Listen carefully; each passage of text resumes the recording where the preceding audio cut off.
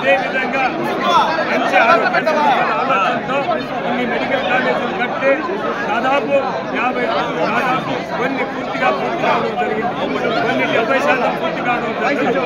కానీ ఈరోజు ప్రజాధనంతో నిర్మించిన ఈ కాలేజీలను ఇది ప్రైవేటీకరణ చేయడం చాలా దుర్మార్గమైన చర్య. ఏ ప్రభుత్వం అయినా ఒక మంచి పని చేసినప్పుడు ఆ ప్రభుత్వం పూర్తిగా చేయలేనప్పుడు వేరే ప్రభుత్వం బాధ్యత ఉంది. కానీ ఈరోజు చంద్రబాబు నాయుడు గారు, జగన్మోహన్ రెడ్డి గారికి ఇది మంచి పేరు వస్తుంది అనే ఆలోచనలో ఈ కాలేజీలు ప్రైవేటీకరణ చేయాలి.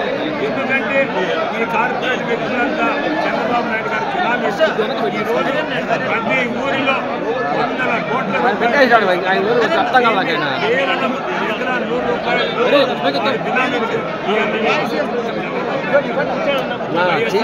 రూపాయలు వారికి అనుబంధంగా కమ్యూనిస్టులు కావచ్చు, అన్ని రాజకీయ పక్షాలు కూడా ఈరోజు ఉద్యమంలో పాల్గొంటున్నాయి. ఇది ఆరంభం మాత్రమే, అంతం కాదు. ఇది ప్రభుత్వపరం అయ్యే వరకు కూడా ఈ ఉద్యమం ఉధృతం చేస్తాం.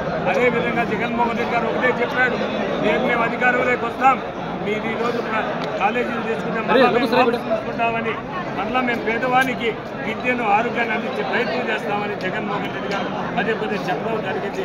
ఇది వైఎస్ఆర్ కాంగ్రెస్ పార్టీ తీవ్రంగా ఖండిస్తారని తెలియజేస్తుంది.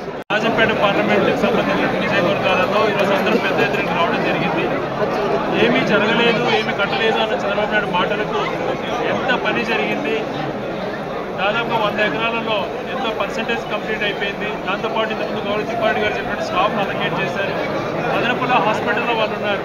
ఈ సంవత్సరం అనవసరంగా విద్యార్థులకు వాళ్ళ జీవితాలను నాశనం చేశారు. ఈ ప్రాంతం నుంచి చైనా తర్వాత మిగిలిన దేశాలకు, అనేకమైన దేశాలు, ఫిలిప్పీన్స్ కానీ ఉక్రెయిన్ లాంటి దేశాలకు ఎంతో ఖర్చుతో కూడుకొని అక్కడికి వెళ్ళి విద్యను అభ్యసిస్తున్నారు. చాలామంది పేదవారు మెడికల్ సీట్లు రాక చదువులు ఆపేసుకుంటున్నారు. అటువంటి పరిస్థితులలో వాళ్ళ కోసం, ప్రజలకు వైద్యం కోసం అని చెప్పి ఇంత మంచిగా ఆలోచన చేస్తే దీన్ని ప్రైవేట్ పరం చేయడం ఎంతవరకు సమంజసం? ఇది ప్రజలంతా కూడా గమనించాలి. ప్రజలకు చూపించడం కోసమే ఈరోజు ఇంతమంది ఇక్కడికి రావడం జరిగింది. ఈ ప్రజాస్పందనను చూసైనా అందులో మార్పు రావాలి. అలాగే మాతో పాటు ప్రజా సంఘాలు, అలాగే మిగిలిన కమ్యూనిస్ట్ పార్టీలు కూడా జతగలిపాయి. అందరం కలిసి ఇదే పోరాటాన్ని ముందుకు తీసుకెళ్తాము. చంద్రబాబు నాయుడు గారు చేసినటువంటి తప్పు అన్నటువంటిది ప్రజలకు తెలియజేయడం మా ఉద్దేశం.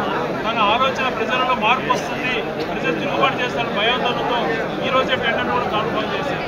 అక్టోబర్ 24 లోపల అలొకేట్ చేయాలని చూస్తున్నాడు. దయ ఉంచి చంద్రబాబు గారు మీ ఆలోచన మానుకోండి, ప్రైవేట్ ఆలోచన మానుకోండి. పేదవాళ్ళకు వైద్యము, విద్య అనేది ముఖ్యం. ఆ రెండు అందించేటువంటి ఇంత మంచి అవకాశాన్ని పోగొట్టద్దు అని చెప్పి ఈ ప్రజాస్పందన చూసే మార్పు రావాలని చెప్పి